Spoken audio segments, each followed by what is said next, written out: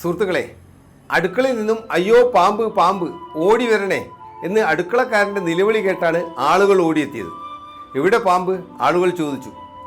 അടുക്കളയിൽ കലത്തിനടിയിലോ? എന്നാൽ ഉഗ്ര ഇനമായിരിക്കും. കലം പൊക്കിയാൽ ഉടൻ അത് പുറത്തേക്ക് ചാടും. എല്ലാവരും സൂക്ഷിക്കണേ, കൂട്ടത്തിൽ ഒരാൾ വിളിച്ചു പറഞ്ഞു. പാമ്പ് ആരെയെങ്കിലും കടിച്ചാൽ കൂടുതൽ പ്രശ്നമാകും, അതുകൊണ്ട് ഉടൻ വൈദ്യനെ വിളിച്ചു കൊണ്ടുവരൂ. അയാൾ പണിക്കാരനോട് പറഞ്ഞു. പണിക്കാരൻ വൈദ്യനെ വിളിക്കാൻ പോയി. പിന്നീട് അയാൾ ചുറ്റുമുള്ളവർക്ക് ഓരോ നിർദ്ദേശങ്ങൾ കൊടുക്കാൻ തുടങ്ങി. കലം പൊക്കുമ്പോൾ പാമ്പ് എങ്ങോട്ടും ചാടാം, എല്ലാവരും അടിക്കുവാൻ തയ്യാറായിരിക്കണം. പാമ്പ് ഇപ്പുറത്തേക്ക് ചാടുമ്പോൾ അവിടെ നിന്ന് അടിക്കണം, തല നോക്കി തന്നെ അടിക്കണം. എന്നിട്ട് അയാൾ പിന്നോട്ട് മാറിയുന്നു.